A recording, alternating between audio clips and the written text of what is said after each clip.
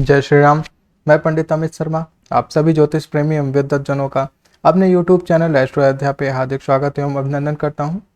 आज हम अपने YouTube चैनल पर राशियों के परिचय प्राप्त करेंगे, राशियों के तत्व के विषय में जानेंगे।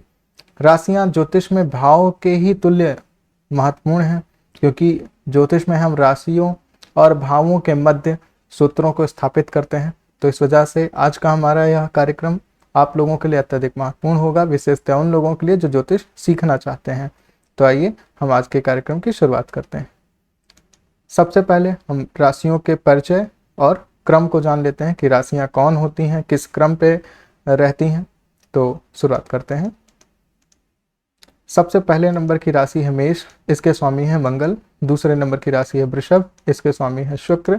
तीसरे नंबर की राशि है मिथुन, इसके स्वामी होते हैं बुध। चौथे नंबर पे कर्क राशि है, इसके स्वामी होते हैं चंद्रमा। पांचवें नंबर पे सिंह राशि है, सिंह राशि के स्वामी सूर्य होते हैं। छठे नंबर पे राशि होती है कन्या, कन्या के स्वामी बुध होते हैं। सातवें नंबर पे तुला राशि, तुला राशि के स्वामी शुक्र होते हैं। आठवें नंबर पे वृश्चिक राशि, वृश्चिक के स्वामी मंगल होते हैं। नवें नंबर पे धनु राशि, धनु के स्वामी गुरु होते हैं। 10वें नंबर पे मकर राशि, मकर राशि के स्वामी शनि होते हैं। 11वें नंबर पे कुंभ राशि, कुंभ के भी स्वामी शनि होते हैं। इसके बाद 12वें नंबर पे मीन राशि, मीन राशि के स्वामी गुरु होते हैं। यहाँ पे हमने यह देखा कि मेष से लेके मीन तक 1 से लेके 12 नंबर गिनती तक इनके क्रम है, यानी मेष पहले नंबर पे है, 12वें नंबर पे मीन राशि है। राशियों के क्रम को आपको हमेशा स्थिर रखना है। इसमें यह नहीं कर सकते आप कि आप मीन राशि को 5वें नंबर पे बोल रहे हैं या 6वें नंबर पे आप जो है तुला राशि को रख रहे हैं।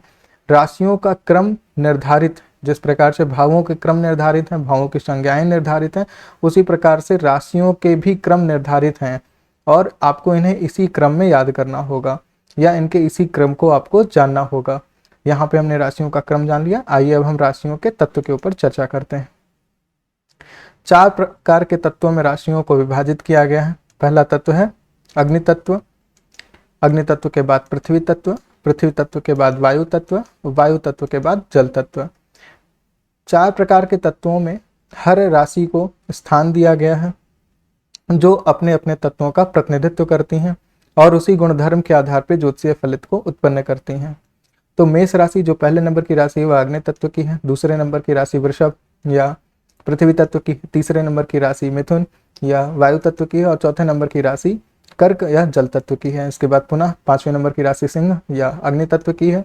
6ठे नंबर पर कन्या राशि या पृथ्वी तत्व की है। 7वें नंबर पर तुला राशि या वायु तत्व की है और 8वें नंबर पर वृश्चिक जल तत्व की राशि है। 9वें नंबर पर जो धनु राशि है या अग्नि तत्व की है। 10वें नंबर पर जो राशि मकर है या पृथ्वी तत्व की है। 11वें नंबर पे जो राशि कुंभ है या वायु तत्व की है और 12वें नंबर पे जो राशि मीन है वह जल तत्व की है। यहाँ पे मैंने सभी राशियों को उनके तत्वों के साथ स्थापित किया। इसमें आपने एक बात देखी होगी कि अगर आप अग्नि, पृथ्वी, वायु और जल के क्रमांक में तत्वों को लिखते हैं और 1 से लेके 4 तक राशियों को स्थापित किया, फिर 5वें से लेके 8वें तक आपने राशियों को क्रमांक से स्थापित कर दिया और फिर उसके बाद 9वें से लेकर 12वें तक राशियों को जब स्थापित कर दिया तो इन राशियों के क्रमांक से आपको याद करने में सरलता हो जाएगी कि कौन सी राशि किस तत्व की होती है और फिर इसका आप ज्योतिषीय प्रयोग कर पाएंगे। राशि तत्वों को जानने के बाद अब हम राशियों के प्रकृति और स्वभाव पर चर्चा कर लेते हैं।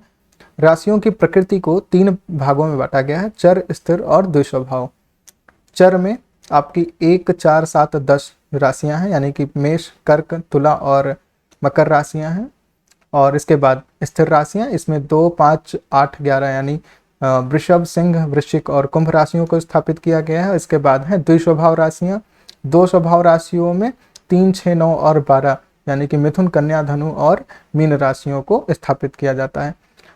राशियों के स्वभाव अर्थात प्रकृति को समझने के लिए एक और सरल विधि का प्रयोग कर सकते हैं कि आप अपनी 4 उंगलियों पे जो 3 पॉवर हैं इस पे इनको क्रमांक से स्थापित करिए, यानी राशियों को क्रमांक से स्थापित करिए। आप जान सकते हैं जैसे पहली राशि मेष को चर, दूसरी राशि वृषभ को स्थिर और तीसरी राशि मिथुन को द्विस्वभाव। तो चर स्थिर 2 स्वभाव, चर स्थिर 2 स्वभाव, चर स्थिर 2 स्वभाव, चर स्थिर 2 स्वभाव।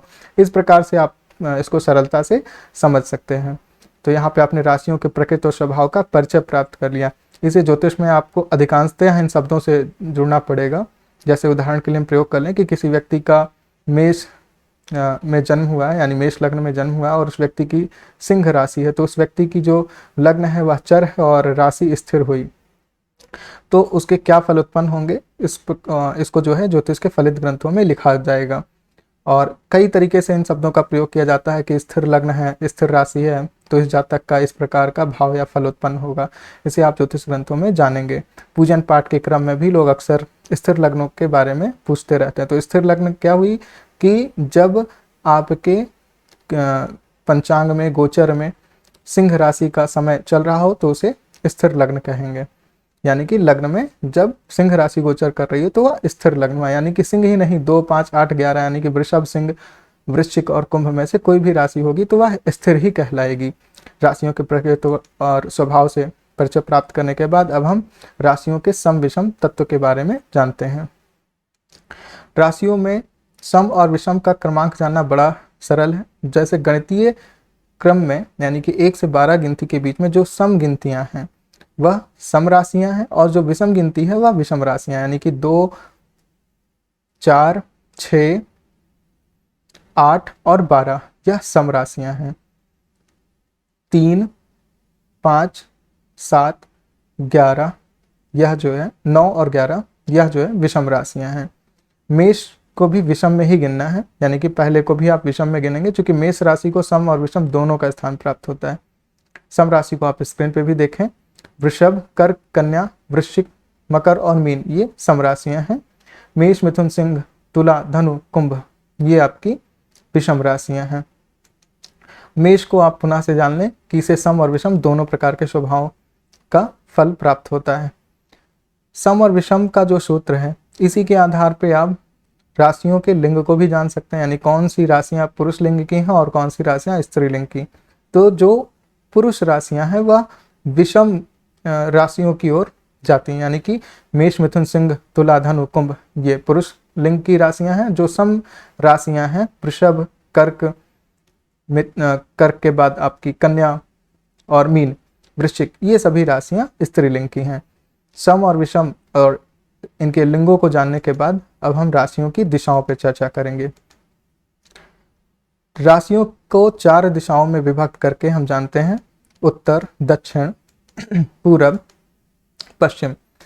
मेष राशि जो पहली राशि है वह पूर्व दिशा से उदित होती है, तो मेष की शुरुआत आप पूरब से करेंगे, उसके बाद वृषभ की दक्षिण में, फिर इसके बाद मिथुन की पश्चिम में और कर्क राशि को दक्षिण दिशा की ओर आपने स्थापित कर दिया। इस क्रम से जब आप इन राशियों की दिशाओं को जानेंगे तो आप सरलता से याद भी कर पाएंगे।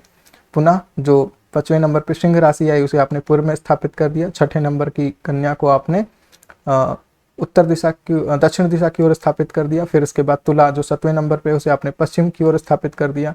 8वें नंबर की राशि वृश्चिक को उत्तर में, 9वें नंबर की राशि धनु को पूर्व में, 10वें नंबर की राशि मकर को आपने दक्षिण में स्थापित कर दिया। 11वें नंबर की कुंभ को आपने पश्चिम में स्थापित कर दिया और 12वें नंबर की राशि मीन को उत्तर दिशा की ओर स्थापित कर दिया। तो ये 4 राशियां, ये 4 दिशाएं सभी 12 राशियों में 3-3 राशियों के क्रम में स्थापित हो गई। राशियों की दिशाओं का भी जानना बहुत जरूरी होता है, क्योंकि ज्योतिष में कई जगहों पे जब हम कुछ महत्वपूर्ण सूत्रों का विचार करते हैं, जैसे किसी व्यक्ति के किस दिशा में गया है, तो जो राशि उस समय लग्न में हो, है ना, या किसी व्यक्ति के विवाह के विषय में विचार करना, उसकी दिशा जाननी है, तो सप्तम भाव या जो विवाह का भाव है उसमें पड़ने वाली राशियाँ, ठीक है। और जब आप सप्तमेश किस राशि में गया है, यानी कि पत्नी या पत्नी स्थान का स्वामी किस राशि में, ग्रह स्वामी किस राशि में गया है, उस राशि के दिशा के आधार पे ही उस व्यक्ति के विवाह की दिशा समझ पाएंगे। ऐसे बहुत से गूढ़ सूत्र हैं जिनके प्रयोग में आपको राशियों की दिशाओं का बहुत ही ज़्यादा आवश्यक रूप से सहायता लेनी होगी, आवश्यक क्रम में सहायता लेनी होगी। तो आज का हमारा कार्यक्रम यहीं पूर्ण होता है। यहाँ पे हमने राशियों के परिचय को प्राप्त कर लिया। इसके फलित पर हम विशेष रूप से चर्चा करेंगे अपने ज्योतिष के अन्य कार्यक्रमों जो हमारे YouTube चैनल पर आपको प्राप्त होते रहेंगे।